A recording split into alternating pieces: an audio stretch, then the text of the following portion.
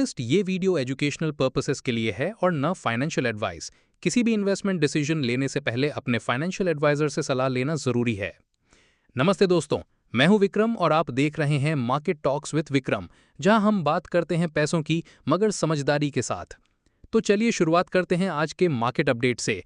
जानेंगे कि आज बाजार का ओवरऑल सेंटिमेंट कैसा रहा, किस वजह से आज गिरावट देखने को मिली और कौन से स्टॉक्स शाइन किए एज टॉप गेनर्स और कौन से रहे लिस्ट के बॉटम परफॉर्मर्स। अगर आप स्टॉक मार्केट में नए हैं या फिर अभी भी कंफ्यूज्ड हैं कि शुरुआत कहां से करें, तो मेरी special learn stock market zero to hero series जरूर देखें। लिंक डिस्क्रिप्शन में दिया गया है। बिगिनर्स के लिए ये सीरीज बहुत ही यूजफुल साबित होगी। और अगर आप नए व्यूअर हैं तो चैनल को सब्सक्राइब करना मत भूलना। यहां आपको हर दिन मिलता है प्री मार्केट से लेकर मार्केट क्लोज तक का एक डिटेल्ड एनालिसिस, जो किसी भी ट्रेडर या इन्वेस्टर के लिए वैल्यूएबल हो सकता है। शुरुआत करते हैं आज के बाजार की बड़ी तस्वीर से। आज बाजार में गिरावट का माहौल रखा। सेंसेक्स करीब 308 अंकों की गिरावट के साथ 80,710 पर बंद हुआ। वहीं निफ्टी 50 लगभग 73 अंकों की कमजोरी के साथ 24,649 पर बंद हुआ। बैंकिंग सेक्टर भी दबाव में नजर आया, जहां निफ्टी बैंक 259 अंकों की गिरावट के साथ 55,360 के स्तर पर बंद हुआ। बाजार में मुनाफा वसूली हावी रही, खासकर उन स्टॉक्स में जिन्होंने हाल ही में अच्छा प्रदर्शन किया था। वैश्विक संकेतों में कमजोरी और कुछ बड़ी कंपनियों के कमजोर नतीजों ने भी सेंटिमेंट को प्रभावित किया। मिड कैप और स्मॉल कैप स्टॉक्स में भी हल्की बिकवाली देखी गई, जिससे ब्रॉडर मार्केट भी दबाव में रहा। फिलहाल निवेशक अर्निंग सीजन के बचे हुए नतीजों और आगामी आरबीआई पॉलिसी की उम्मीदों पर नजर बनाए हुए हैं। इस गिरावट की सबसे बड़ी वजह बनी अमेरिकी राष्ट्रपति डोनाल्ड ट्रंप की हालिया घोषणा, जिसमें उन्होंने भारत द्वारा रशियन क्रूड इंपोर्ट करने को लेकर इंडियन गुड्स पर सिग्निफिकेंटली हायर टैरिफ्स लगाने की बात कही। इस बयान ने ग्लोबल ट्रेड टेंशन्स को और बढ़ा दिया, जिससे इन्वेस्टर सतर्क हो गए। भारत सरकार ने इस प्रस्ताव को अनजस्टिफाइड कहा है, लेकिन इससे इंडिया यूएस के आर्थिक रिश्तों में अनसर्टेनिटी का माहौल जरूर बन गया है। एफआईआई सेलिंग भी आज बाजार पर भारी पड़ी। फॉरेन इन्वेस्टर्स लगातार पैसे निकाल रहे हैं और आज भी हैवीवेट्स जैसे रिलायंस, एचडीएफसी बैंक और आईसीआईसीआई बैंक जैसे बड़े नामों में सेलिंग प्रेशर देखने को मिला। ऑयल एंड गैस सेक्टर पर सबसे ज्यादा दबाव रहा।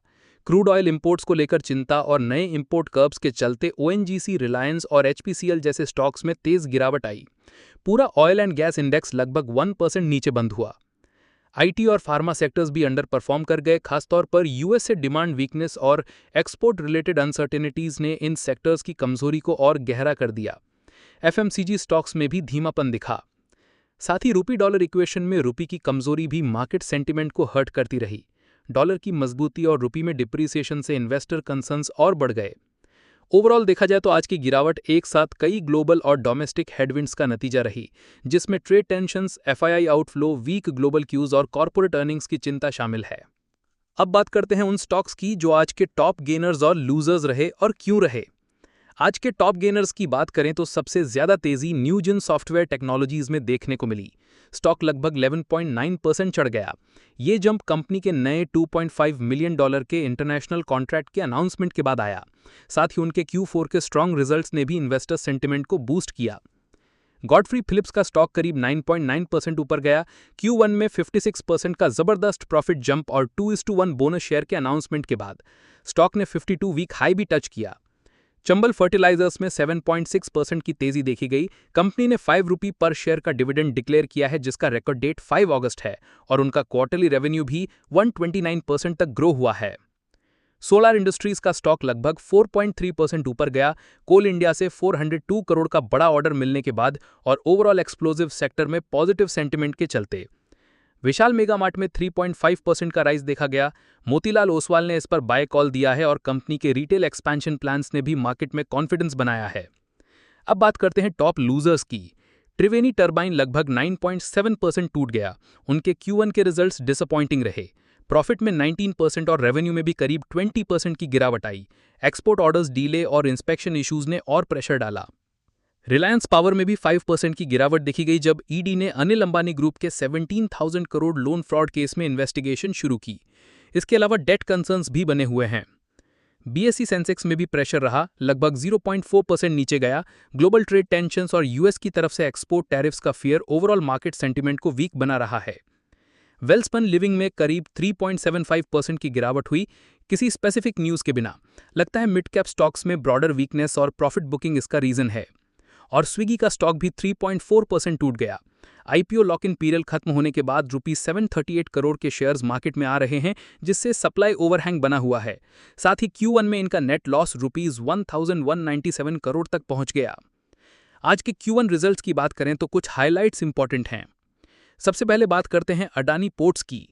Adani ports and special economic zone ने अपने अप्रैल से जून क्वार्टर यानी कि Q1 फाइनेंशियल ईयर 2025-26 के रिजल्ट्स डिक्लेयर किए हैं।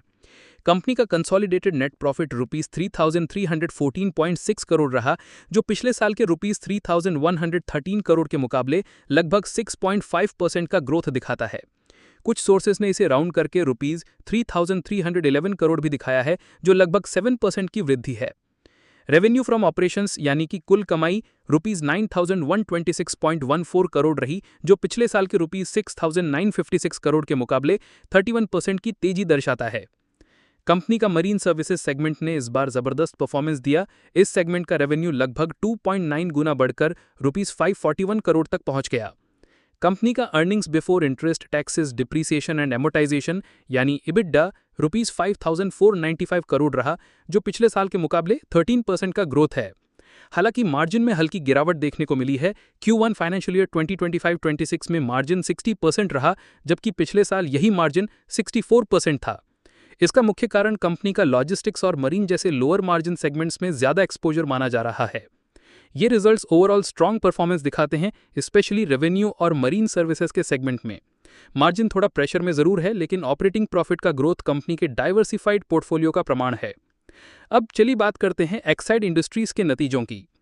इस तिमाही में कंपनी की नेट सेल्स ₹4,509.81 करोड़ रही, जो पिछले साल जून में ₹4,312.76 करोड़ थी। मतलब बिक्री में करीब 4.6% की ईयर ऑन ईयर ग्रोथ देखने को मिली है। नेट प्रॉफिट बढ़कर ₹320.45 करोड़ हो गया है, जो पिछले साल ₹279.57 करोड़ था। यानी मुनाफा साफ तौर पर बेहतर हुआ है और कंपनी की प्रॉफिटेबिलिटी इंप्रूव करती दिख रही है। EBITDA यानी कि earnings before interest, taxes, depreciation and amortisation ₹566.38 crore रहा, जो पिछले साल ₹508.45 करोड़ था। ऑपरेटिंग लेवल पर भी कंपनी ने अच्छी ग्रोथ दिखाई है। अर्निंग्स पर शेयर ₹3.77 रही, जबकि पिछले साल ₹3.29 थी। मतलब एक शेयर पर कमाई में भी बढ़त हुई है। कुल मिलाकर इस तिमाही के नतीजे मजबूत हैं, रेवेन्यू बढ़ा है, प्रॉफिट में सुधार है और ऑपरेटिंग लेवल पर भी परफॉर्मेंस बेहतर रहा है। अगर कंपनी अपने EV और इंडस्ट्रियल बैटरी सेगमेंट में एग्जीक्यूशन सही रखती है, तो आने वाले क्वार्टर्स में और भी अच्छा प्रदर्शन देखने को मिल सकता है। अगर सेक्टर परफॉर्मेंस की बात करें तो आज के सेशन में प्रेशर क्लियरली विजिबल था, specially in oil and gas, IT and pharma. Crude import tensions और टैरिफ फियर्स के चलते oil and gas stocks like Reliance, ONGC and HPCL ने शार्प डिक्लाइन दिखाया। IT और फार्मा सेक्टर्स ने भी US डिमांड कंसर्न्स के चलते वीकनेस दिखाई, जबकि बैंकिंग स्पेस में FII आउटफ्लो का प्रेशर बना रहा। FMCG में भी थोड़ा सॉफ्टनेस था, लेकिन रिटेल फोकस्ड स्टॉक्स जैसे विशाल मेगा मार्ट ने बाइंग इंटरेस्ट अट्रैक्ट किया। ऑटो और capital good sectors largely range bound रहे without any major triggers. Overall broader market भी वीक रहा। मिड कैप्स और स्मॉल कैप्स दोनों में प्रॉफिट बुकिंग डोमिनेंट थी। ये session global uncertainty, trade war fears, rupee weakness और FII आउटफ्लो जैसे मल्टीपल हेडविंड्स का इम्पैक्ट से डोमिनेटेड रहा। अगर आपको ये एनालिसिस वैल्यूएबल लगा हो तो वीडियो को लाइक करें, कमेंट में अपना फीडबैक जरूर दें और अगर आप बिगनर हैं तो मेरी जीरो टू हीरो सीरीज जरूर देखें। उसमें हर कॉन्सेप्ट को आसान भाषा में समझाया गया है। कल सुबह मिलते हैं प्री मार्केट एनालिसिस के साथ। Safe trading, smart investment. जय हिंद।